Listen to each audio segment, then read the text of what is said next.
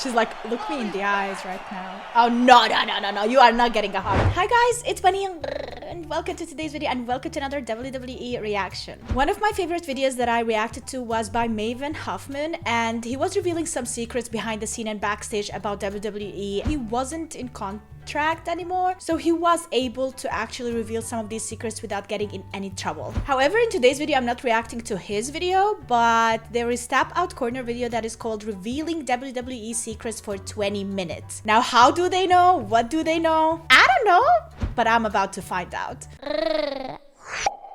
WWE uses a lot of tricks and secrets to create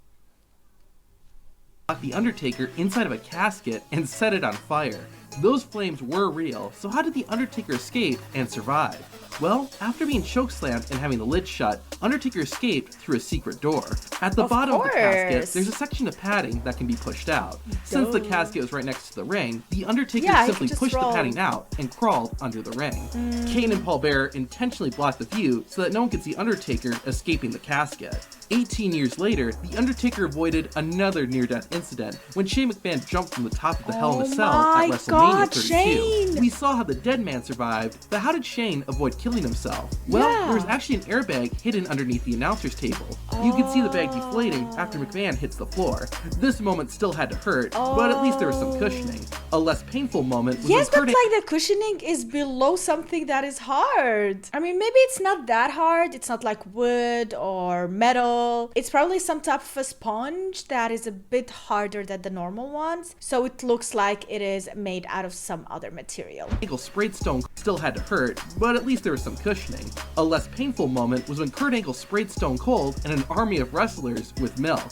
You might not believe this, but the entire thing is a lie. Sort of. That is not milk that Kurt Angle is spraying everyone with. It's water. Since the arena and all the wrestlers would smell really bad due to the milk spoiling, WWE instead had Kurt Angle spray water. To make it look like the Olympic gold medalist was using milk, they added white coloring to the water. While the milk that came out of the hose was not real, the milk Kurt Angle drank at the end was, which created a problem. The milk stained Angle's shoes, and when he flew on a plane the next day, he smelled awful. There's only ever been 5 buried alive matches in WWE history, but when they do happen, it's pretty special. A wrestler wins when they bury their opponent inside a grave. No wrestler has ever actually died because of this match, so what's the secret? The first trick is that the grave is always built on what's supposed to look like a hill. This is what allows the grave to be very deep. Speaking of which, while the sides of the grave look like dirt, they're actually just fabric. When the wrestler falls into the grave, he'll pull back the fabric and go inside a small hidden room built into the side of the grave. The wrestler's opponent will usually do something dramatic to give the wrestler who's getting buried enough time to get into the hidden room before the dirt fills the grave. The room is just big enough for the wrestler to stand up and move around in. This is how The Undertaker was able to have his hand rise from the ground after the first Buried Alive match in 1996. That's how WWE does a Buried Alive match, but what about when Paul Bearer was buried alive under concrete? You might be surprised, but that was mostly real concrete. However, there was some oatmeal mixed in to give it texture. How WWE pulled off the stunt was, before the show started and before fans were at the arena, WWE filmed Paul Bearer sitting in the tank as they filmed it. Then, during the broadcast, WWE would play these pre-recorded clips to make it look like Paul Bearer was there live and the tank was getting filled. Now, during the actual show, there was someone in the tank, but that was a professional stunt person who was pretending to be Paul Bearer. In order to make it believable, the camera crew had to avoid showing a clear shot of the tank, since fans would have been able to tell that Paul Bearer wasn't actually in there. Okay, this one may not be an iconic moment, but it was memorable. Like, when the fans can see it and like these guys are paid, they literally paid to be there to see the event, and then you ruin it for them because they know it's not the real thing. Triple H attacks. Okay, this one may not be an iconic moment, but it was memorable. On Raw, Triple H attacked Stone Cold Steve Austin backstage. It was actually a pretty stupid move, as Stone Cold not only got the upper hand, but he locked Triple H in a room with a rattlesnake. That was a real rattlesnake that Triple H was next to, but he wasn't in any danger, taking both the game and the rattlesnake safe. One of the most shocking and infamous moments in WWE history is when Vince McMahon's limo blew up with him inside of it. As you might guess, WWE pulled the stunt off by pre-recording the explosion. But do you know exactly when the moment goes from live to pre-recorded footage? It happens right after the camera changes from behind Vince McMahon to a wide angle of him entering the limo. WWE did a pretty good job, but you can see in the live shot that there are 2 trailers behind the fence and only one when the limo explodes. What the hell, man? How do you screw it? That's like one thing. Like the background needs to be exactly the same. Where did that other truck go? For kebab? The driver was like, I'm hungry. I'm gonna get me some minute. Events changes a bit between the two angles, and there's also a tree that wasn't there before. Now, to perform the stunt safely, after McMahon entered the limo, the camera stayed completely still. McMahon then left the vehicle, and once everyone was safe, the explosions went off. WWE cut the footage, so it looked like the explosion happened as soon as Vince shut the door. Something else worth mentioning is that for a single frame, you can see part of the device where the explosion came from. One of WWE's most disturbing moments was when Diesel saw himself inside a casket. Whoever's inside looks exactly like Diesel, so how did WWE make it look so real? That is actually the real Diesel or Kevin Nash inside the casket. Raw did not air live at this time, so before or after the show, WWE filmed shots of Diesel actually in the casket and edited them in. The shots were tight enough so that you couldn't tell that they were filmed at a different time. Now we also see shots with both Diesel and his body in the casket. For that, WWE had a dummy that they dressed up to look like Diesel, and since the camera was far enough away, fans couldn't tell. The Undertaker is cool for a lot of reasons. That's nice. One of them is because of all the supernatural stuff he can do. How the Undertaker's tricks are performed have been mainly kept a secret, but thanks to some fans, the truth was revealed. For example, the Undertaker suddenly appearing in the ring after the lights go out has been exposed. Several fan cameras have captured the Undertaker rolling in and from under the ring when the arena goes black. Other videos have not only shown the Undertaker getting into the ring, but production staff helping him by handing the dead man his hat. Of course, this isn't earth-shattering news, but it does make Undertaker suddenly appearing in the ring look a little less scary when you see how it's done. I mean, that is true, but come on, like we're not children. Like we know he doesn't just appear out of nowhere. When wrestlers bleed in WWE, it's usually real blood. See how it's done. When wrestlers bleed in WWE, it's usually real blood. Although, that's not always true. Back in 2016, Triple H attacked Roman Reigns on Raw. The beating was so brutal that it busted open Roman Reigns' head. However, thanks to footage filmed by a fan, we can see how it actually happened. After Triple H slammed Rowan's head into the announcer's table, and while the cameras were off him, Byron Saxton handed the big dog a blood capsule. Then when the game came back, Reigns had blood on his head, appearing as if he had been cut open. It's no surprise that one of the ways WWE makes things seem real is with clever camera tricks. Sometimes, WWE will cut to a different angle at the last second to make a move seem more impactful. However, thanks to one fan sitting in the front row, everyone was able to see one of their camera tricks firsthand. On Raw, Seth Rollins grabbed a chair and began hitting Drew McIntyre with it. Cell phone video from a fan in attendance caught the cameraman squatting down and up. Of course, this was to shake the camera, so that every time the chair connected with Drew's back, it seemed more brutal. Pretty much all the fans we talked about so far only managed to expose one WWE trick. This next fan, though, uncovered a ton of WWE secrets in just a few snapshots. In 2014, a fan at a WWE show discovered a script for Raw that had been left unattended and decided to take some pictures and share them on. Excuse me? How do you leave such information unattended? Papers, what? They were like on a desk at the entrance? What is this? Unprofessionalism. I expect it from me, but not from you, brother. No. And share them online. The image that had been left unattended and decided to take some pictures and share them online. The images show the outline for an entire episode of Monday Night Raw and include information like who is the producer for a particular match, how long each match needs to be, the exact lines wrestlers are supposed to say, "It is futile to resist," and more. Hopefully no one found out which WWE employee left the script unattended, because Vince McMahon probably would have something he would have liked to say. Furious! I am no pervert. Wait, that's not right. Yeah! That's more like it. With how many matches and segments are on a WWE show, the ring has to be adjusted throughout the event. The ring crew usually needs to be pretty quick too, since the majority of WWE shows are on live TV. The actual This is when we have changing of these the ring apron and commercials. canvas is usually something WWE doesn't show, but thanks to fan cameras, it's possible to see how they do it. While this isn't really a secret, sometimes the ring crew cut things pretty tight. For example, at the 2017 Payback pay-per-view, the production staff were changing the ring for the Cruiserweight match. They might have been short on time or not going as fast, because Neville was making his way to the ring while the crew were still getting it set up. Luckily, the WWE employees got out just before the champion got in the ropes. If you watched this on TV though, you probably had no idea how close WWE was cutting it.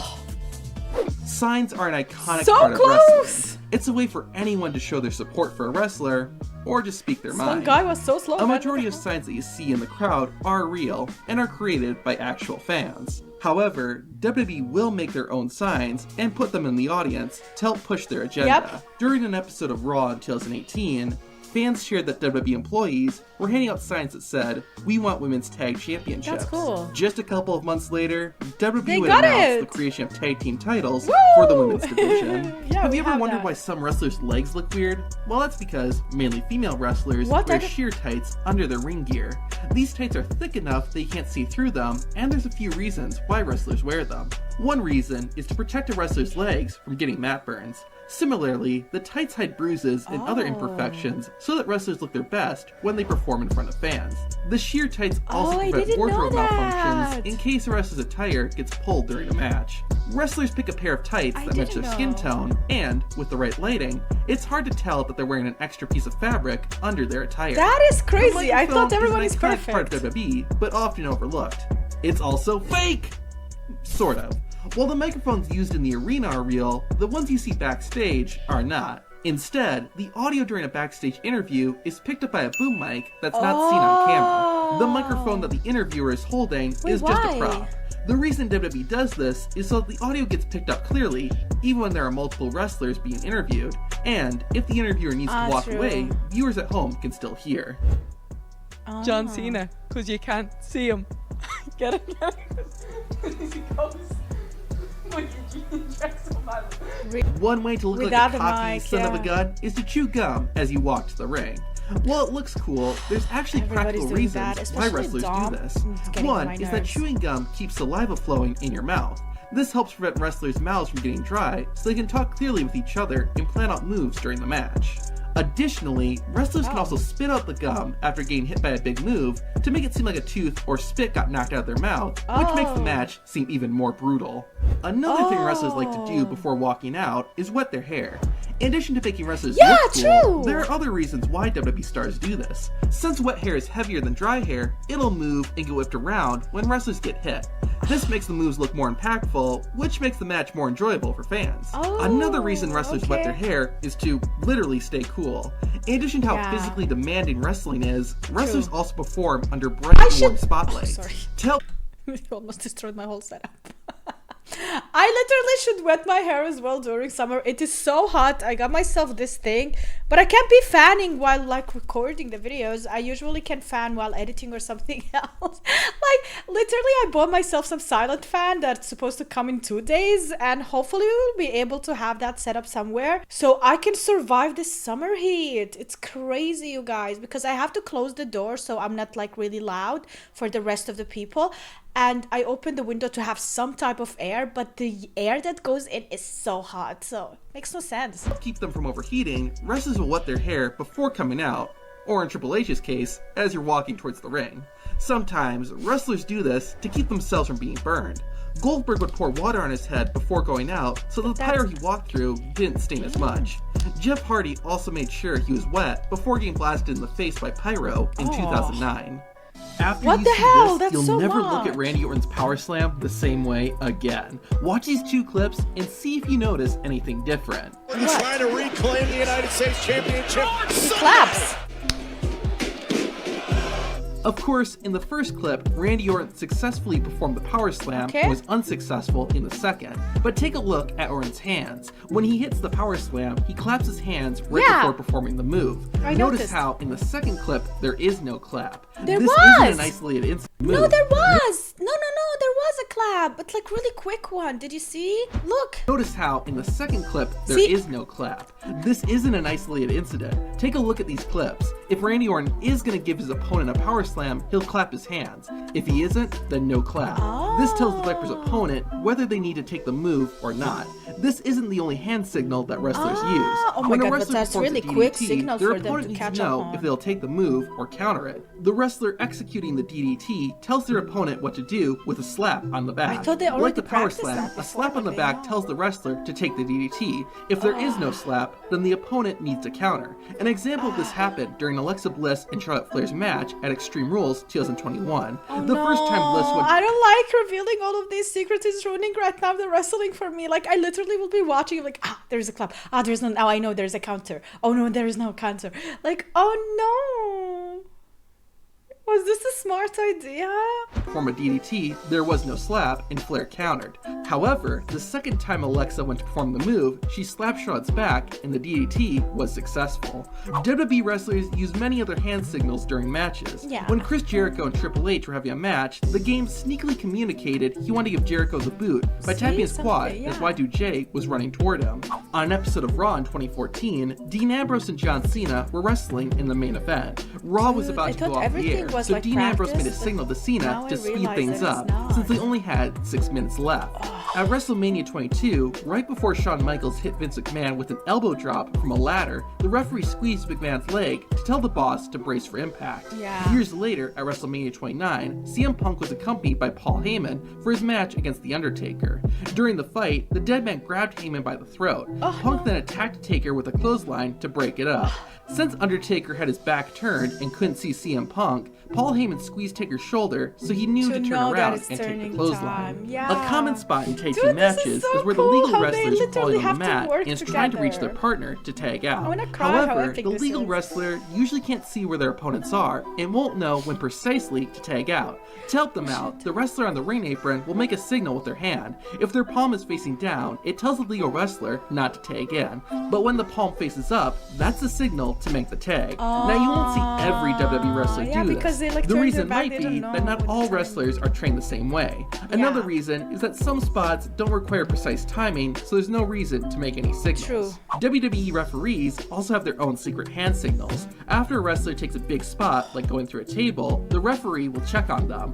While it looks like the ref is just talking to the wrestler, they're actually putting their hand in the wrestler's hand. If the wrestler squeezes the referee's hand, that means the wrestler is okay.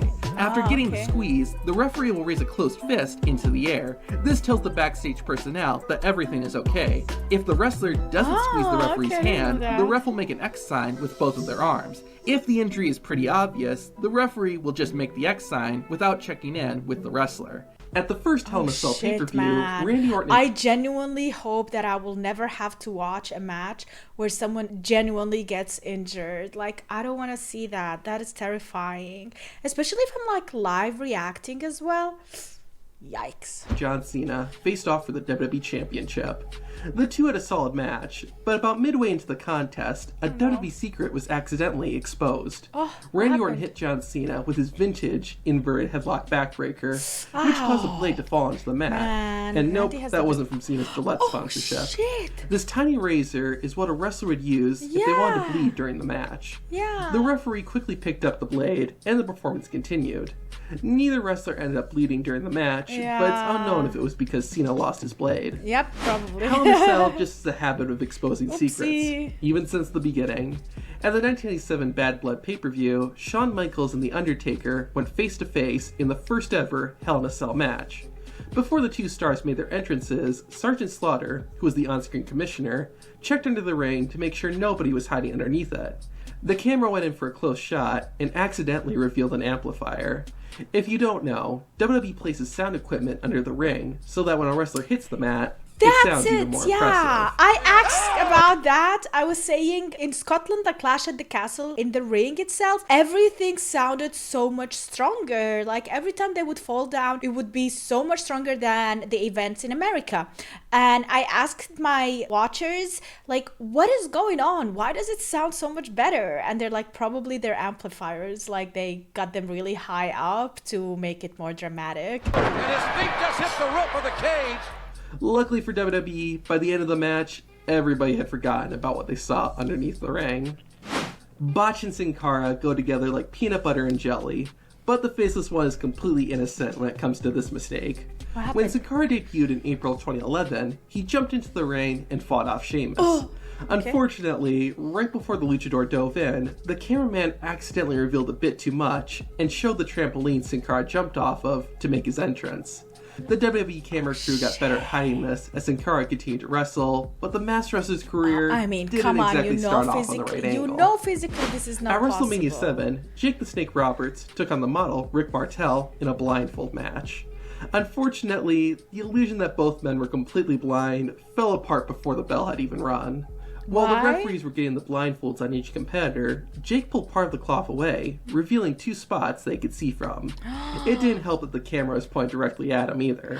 Everything else went smoothly, but that botch at the beginning didn't help anyone suspend their disbelief. This next one's a little different, but I think you'll enjoy it. Back in March of 2020, WWE held its first show in the Performance Center with no fans in attendance. Despite the lack of crowd noise, everything was going fine until he went to a commercial break. Bayley and Sasha Banks were wrestling Alexa Bliss and Nikki Cross, and once it was time for an ad break, everyone decided to stop wrestling. After all, nobody was watching. Except that people were. On some of the international feeds, SmackDown returned a bit too early, and all 4 wrestlers were out of character and not wrestling. In the clip, the 4 women can be seen talking to each other while the referee gets the ropes and the turnbuckles. It lasts for about a minute, and then they begin getting ready to start the match again. Being that this happened in 2020, it wasn't a huge deal, but imagine if something like this happened back in the 70s or 80s. That would have been a pretty big secret that got exposed. The Hell in a Cell match. Yeah, like we now know, like we know that they don't genuinely hate each other backstage. Like they can be best friends because we have so many documentaries that would reveal backstage how they interact, how professional they are. Like we know that this is the business, and some of them like are best friends on Instagram, posting at the same time, fighting against each other in the ring. So it kind of makes sense. Although I would prefer to be more discreet in these instances, just to add more emphasis and make it more thrilling for us the viewers to enjoy this rivalry and like make it more believable, you know? So by actually sticking to your role outside of the ring as well and backstage helps a lot. For example, Undertaker, how he did it throughout his whole career. One of the best of the grit that got exposed. The Hell in a Cell match between Seth Rollins and Edge was one of the best of the year. The rivalry had become incredibly heated, and the two went all out in their final match. Tons of weapons were used, including a wrench that Seth used to try and attack Edge's eye. After teaming with Bad Bunny at WrestleMania, Damian Priest went back to being solo and took on The Miz and John Morrison in a handicap match. At one point, Priest performed an awesome flip over the top rope and out of the ring. Unfortunately, Priest's leg accidentally hit John Morrison in the head. Right after what the is move, with his cameras legs? caught John Morrison quietly telling Damian Priest everything was good, as well as Morrison giving his opponent a love pat before getting back into character and selling the move. In addition to playing their role in the match, WWE referees also handle most of the communication. If there's something that WWE producers and directors want the wrestlers to know, they'll tell the referee by talking to him or her through the referee's earpiece. An example of this was shown live on Raw. Elias and Jackson Riker were facing off in a Symphony of Destruction match. While fighting, Elias accidentally got busted open. WWE has a no blood policy and likes to avoid it when they can, especially during their PG shows. After Elias began to bleed, someone backstage told the referee to tell Elias to wipe off the blood, which Elias did immediately. This apparently wasn't communicated to the production crew, and the whole thing was shown on camera.